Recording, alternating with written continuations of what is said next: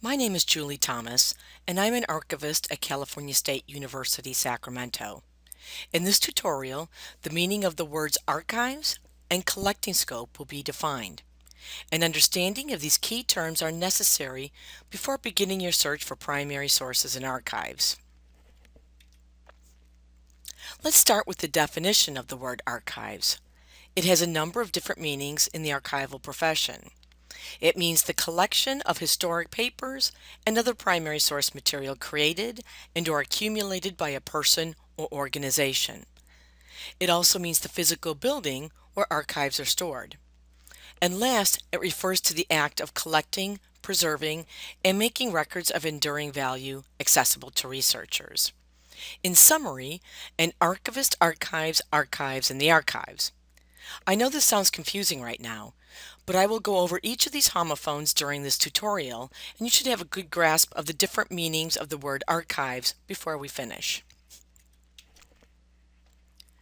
A collection of documents, photographs, publications, ledgers, and other primary source material that are created and/or amassed by a person or organization are called collections or archives. The overarching term for the individual items in an archival collection is records. Some examples of records are letters, emails, financial statements, greeting cards, and more. In fact, most everyone has their own personal archives.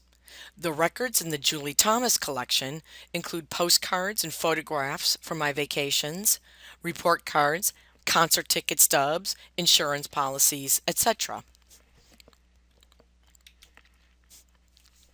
The physical storage area for archival collections is called a repository or an archives. There are many different types of archival repositories.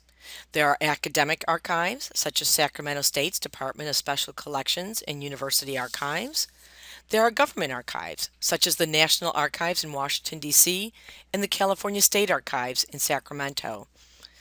Other types of archives include religious archives, such as those at the Archdiocese of the Catholic Church, and corporate archives, such as Levi Strauss's and the Bank of America. Every repository has a collecting scope. A collecting scope defines the subject area of the material each repository will collect and preserve. For example, academic archives hold the institutional records of their university. And many times, academic archives also hold collections donated by individuals and organizations that are not affiliated with their college or university. The collecting scope of government archives are the records created by governmental departments and employees, the legislature, and constituent correspondence, to name a few. Religious archives may house sermons and ledgers of tithes. Corporate archives exist to serve the needs of the organization's administration and are often used to advance the company's business goals. Even a broad understanding of what type of collections are held at what type of repositories can be extremely useful for researchers. One type of repository that I already mentioned is an academic archives. As the institutional memory of colleges and universities, the collecting scope of academic archives is the historic records of their campus. Sacramento State's archives include records from the Office of the President in various academic divisions and departments, university publications such as yearbooks, student newspapers, course catalogs, and the historic photograph collection. It is also common for academic archivists to acquire collections donated from the outside community. Sacramento State's collecting scope for donated collections is the post-World War II social, political, and economic history of Sacramento. Some examples of archival collections that fit within this collecting scope are our records of social activist organizations, such as the Sacramento Peace Center, Grandmothers for Peace, and the Auburn chapter of the Women's International League for Peace and Freedom. Other collections include papers of prominent politicians from the Sacramento area, such as John Moss, the congressman from California's 9th District for 30 years, and the collections of Sacramento mayors Philip Eisenberg and Joe Cerna.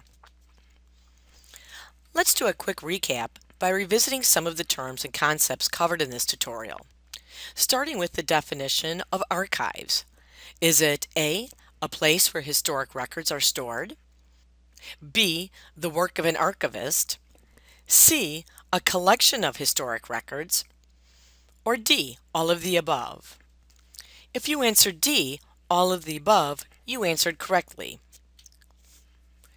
Which of the following is an example of an archival repository? A, a campus bookstore, B, an archival supply vendor, C, the National Archives and Records Administration, or D, the magazine section at grocery store checkout counters?